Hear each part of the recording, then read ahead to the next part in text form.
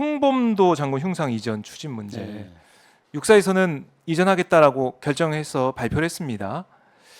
왜 이 시점에 이걸 들고 나와서 이렇게 세상을 시끄럽게 한다고 보세요?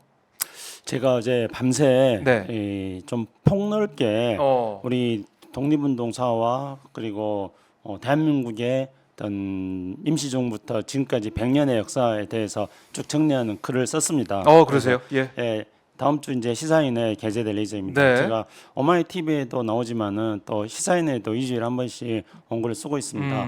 어제도 이제 밤새 썼습니다. 근데 쓰면서 제가 쭉 정리를 해봤습니다. 근데 이거는 홍범도 장군과 그리고 아울러서 육사 교정에 있던 다른 4분 포함해서 5분, 그러니까 네. 그 홍범도 장군뿐만 아니라 대한민국 독립운동사에 대해서 부정을 하고자 하는 불순한 의도들이 담겨져 있다 그렇게 생각합니다. 왜냐하면은 우리가 대한민국의 독립운동사를 부정을 하게 될 경우에는 네. 일본의 논리는 어떤 거냐면은 일본은 대한민국은 1951년도에 샌프란시스코 강화 조약이 체결할 때 일본은 어떤 논리를 펼쳤냐면은 대한민국은 국가가 없었다. 네. 그리고 한국과 일본은 교전 상태에 있지 않았다. 그렇기 때문에 대한민국은 샌프란시스코 강화 조약에 참여할 자격이 없다. 네. 그렇게 이야기를 했습니다. 그러니까 일본은 대한민국하고 한국하고 교전 상태가 아니고 그러니까 네. 독립운동이 없다는 겁니다. 교전 상태를 다 부인하는 거죠. 그렇네요. 그냥 불법적인 활동만 있었던 겁니다. 독립운동을 불법적으로 하는 거예요. 불법적인 활동이었다. 그렇죠. 정부도 없으니까. 우리는 대한민국 임시정부가 있는데 이걸 인정하지 않는 겁니다. 일본. 네. 그러니까 정부도 없는 거고. 정부도 없었다. 그리고 정부가 공식적으로 일본과의 교전 활동을 하는 것도 아니고 다만 불법적인 네. 그런 어떤 뭐 반발 저항들이 있었다 이런 거겠죠. 그렇기 때문에 독립운동사를 다 지워버린다면은 우리가 샌프란시스코 강화 조약에 참가하지 못한 그런 어떤 이유가 성립이 되는 겁니다. 그리고 그것뿐만 아니고요. 1965년도에 한일 국교 정상화를 할 때 그때 한일 국교 정상화에서 이제 1905년 8월 22일 날 체결된 네. 그 한일 합방 조약을 비롯하여 모든 법들은 이미 무효화돼 있다 이렇게 되어 있습니다. 그 이제 임이라는 게 영어는 already 이미. 네. 그래서 그때부터 이미 다 무효이기 때문에 일본의 식민지 지배는 불법이다 이겁니다. 그런데 일본은 이 already라는 것, 그러니까 이미라고 우리는 보통 번역하고 있는데 그렇죠. 그거를 이제부터라는 식으로 제가 지금 그 일본어 오딩이 정확하게 생각이 안 나는데, 그러니까 오역 아닌가요?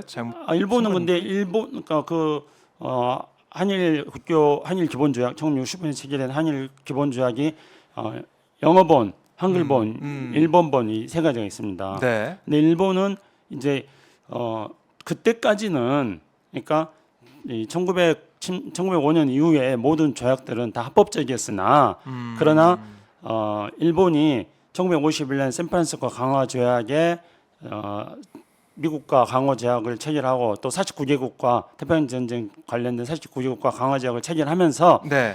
한국에 대해서 식민지 보상을 하기로 한 샌프란시스코 강화 조약 2조 조약 2조 강화 조약 2조 그때부터 이제 그 무효화가 된다. 그러니까 네. 그 이전에는 다 합법적이었다고 일본은 이제 주장을 하는 겁니다. 그러니까 말장난인 거죠. 그래서 이제 이런 일본의 말장난 때문에 우리는 항상 일본이 하는 태도에 대해서 불신의 눈을 가지고 항상 지켜봤던 겁니다. 네. 그러면 결국은 제 말씀을 조금 정리해 본다면은 일본의 논리는 어떤 거냐면은 대한민국과 일본은 교전 상태가 아니었고 독립운동사를 인정하지 않는 거고 그렇기 때문에 식민지 지배는 정당했다는 겁니다. 그런데 만약에 우리가 독립운동을 부정하게 된다면은 네. 그런 일본의 논리가 정당하다는 것을 우리가 인정해 줘 버리는 그런 꼴이 되는 겁니다. 그리고 우리가 만약에 그런 독립운동을 부정한다면은 네. 우리가 샌프란시스코 강화 조약에 우리가 연합국과 함께 승전국으로서 당당하게 서명을 해야 되는데 미국도 사실은 초반에 그걸 인정을 했습니다. 미국은 어떻게 인정을 했냐면은 한국은 임시정부가 중국군과 손잡고 일본과 교전을 했다. 그렇죠. 그렇기 때문에 샌프란시스코 강화 조약에 승전국으로서 한국이 참여할 자격이 있다. 미국이 그렇게 판단을 했던 것입니다. 네. 그런데도 불구하고 당시 일본 총리였던 요시다 시게루가 미국에 대해서 읍소를 합니다. 만약에 한국에 대해서 그렇게 샌프란시스코 강화 조약에 참여를 허용하게 될 경우에는 일본에 있는 조선인과 한국인 100만 명에 대해서 과대한 보상을 해줘가지고 일본이 허리가 휜다. 그렇게 되면 일본은 미국이 이야기하고 있는 공산권에 대한 전초 기지로서 역할을 못한다.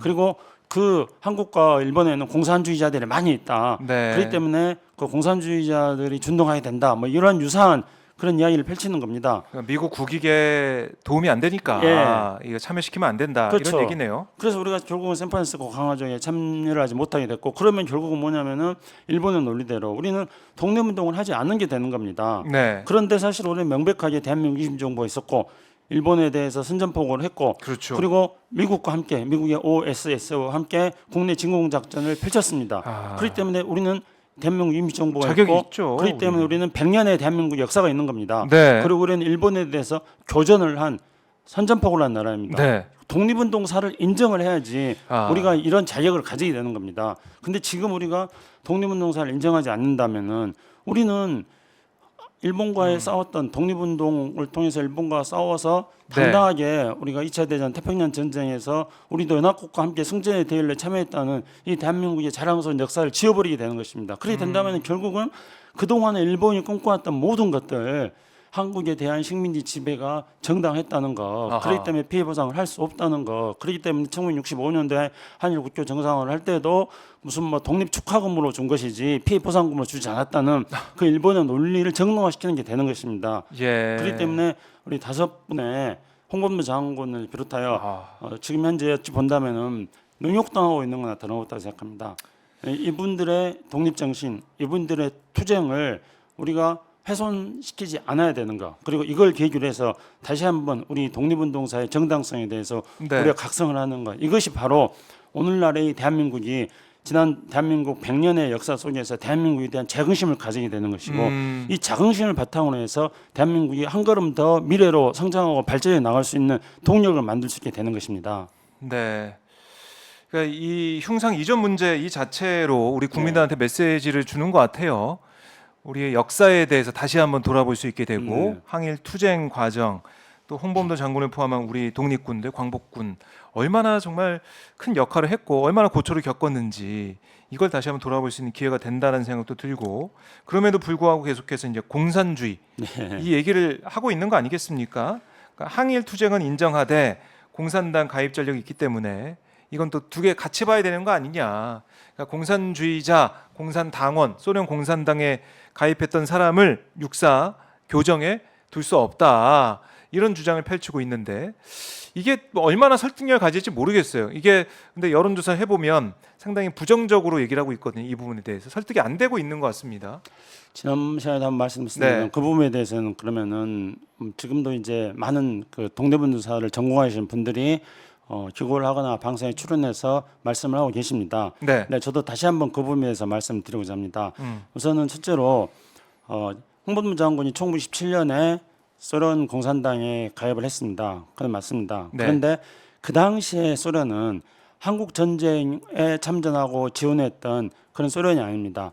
그 당시에 1920년대 소련은 우리나라의 독립운동을 지원해 줬던 그런 네. 소련입니다. 그리고 그 당시에 소련은 그 이후에 2차 대전에 미국과 함께 연합군으로 참전해서 승전국이 됐죠. 승전국이죠. 나중에. 일본과 싸우고 그다음에 유럽 전선에서는 독일을 히틀러를 가장 먼저 독일의 침략을 저지시킨 베를린에 네. 가장 먼저 들어간 부대가 소련 부대였고요. 그리고 소련 스탈린그라드인가 레닌그라드에서 수백만의 당시에 소련 그 백성들이 죽어가면서 네. 히틀러와 맞서 싸웠던, 그리고 우리 이제 태평양 전선에서는 마찬가지로 또 소련의 참전을 통해 가지고 일본군을 격퇴시키는데 소련이 큰 기여를 했던. 그러니까 그 당시에는 이른바 그 일단 전체주의 주축국이라고 하죠. 패시즘과 반대해서 싸우는 네. 그런 민주주의 대열에 동참했던 나라였습니다.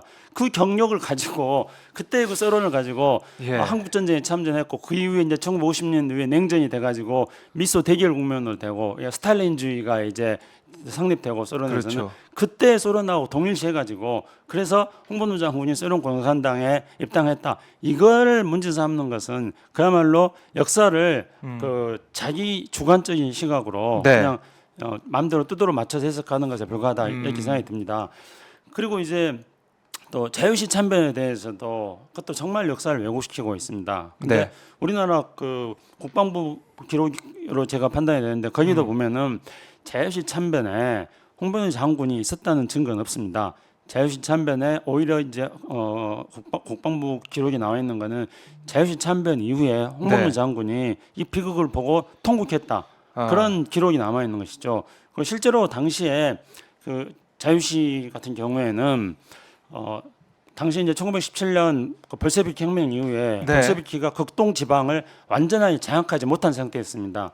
그래가지고 1920년, 21년 이 시점에 있어서는 이른바 그 극동인민공화국이라는 소련의 위성 국가가 존재하고 있었고, 그리고 또 소련의 위성 국가가 그 이후에 코민테른으로 그 극동 지역에 대한 통치권이 변경이 되어집니다. 그랬을 네. 때 코민테른 같은 경우에 그 당시 그 극동 지역의 코민테른 책임자는 요즘식으로 표현한다면은 굉장히 좀 그 극렬 맹동 뭐 과격한 그런 노선을 가지고 있었습니다. 그래서 바로 뭐 전 세계의 피압방 민족으로 해방 투쟁에 바로 진격해 나서야 된다. 네. 그리고 조선에도 쳐들어가서 해방시켜야 된다. 이런 아. 어떤 굉장히 극단주의적인 주장을 하고 있었기 때문에 극단주의적인 주장을 가지고 당시 독립군 내부에서 갈등이 존재했습니다. 그러니까 독립군 내부에서 이르쿠츠파하고 상해파하고 갈라져 가지고 네. 서로 싸우고 있었던 그런 어떤 흐름 속에서 우리 독립군의 희생이 있었던 겁니다. 그리고 당시에 홍범도 장군이 그 후에 재판 과정에 참여하게 됐던 거는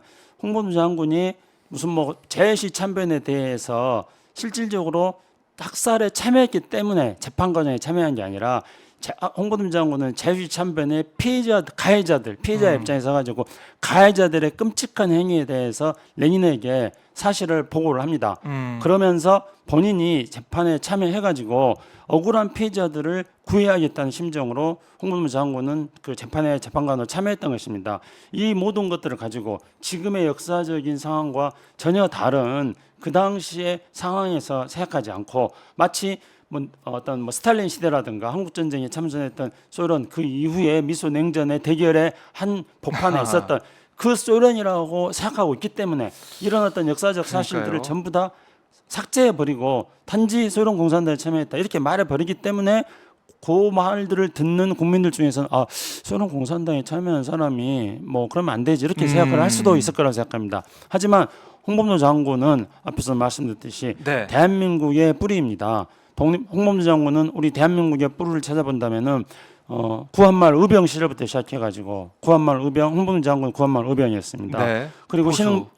신흥무군학교가 만들어지고 네. 3.1운동이 일어나고 대한민국 임시정부가 수립되고 그리고 대한민국 임시정부가 수립된 걸 바탕으로 해가지고 봉오동 전투, 청산리 전투가 있었고 이 봉오동 전투와 청산리 전투에 홍범도 장군은 주역으로 참여합니다. 네. 그리고 이런 봉오동 청산리 전투 이후에 1930년대에 또 우리 지천층 장군의 대전자령 전투 같은 또 항일 무장투쟁에 있어서의 빛나는 3대 전투가 있습니다. 이런 네. 대전자령 전투를 통해 가지고 우리 대한민국 임시정부는 네. 우리의 광복군을 만들게 됩니다. 그리고 광복군은 대일 선전포고를 하게 되고요. 이런 흐름들이 우리 대한민국 헌법에는 대한민국은 3.1운동과 대한민국 임시정부의 역사적으로 무궁한 그 법통을 계승한다 이렇게 네. 되어 있습니다. 그러면은 이런 어떤 의병운동부터 시작해가지고 광복군까지 이르는 독립운동과 그러니까요. 임시정부와 항일 무장투쟁 이런 것들이 바로 대한민국의 역사적 전통을 우리가 계승해야 되는 헌법이 우리에게 계승하라고 의무를 부과하고 있는 것입니다.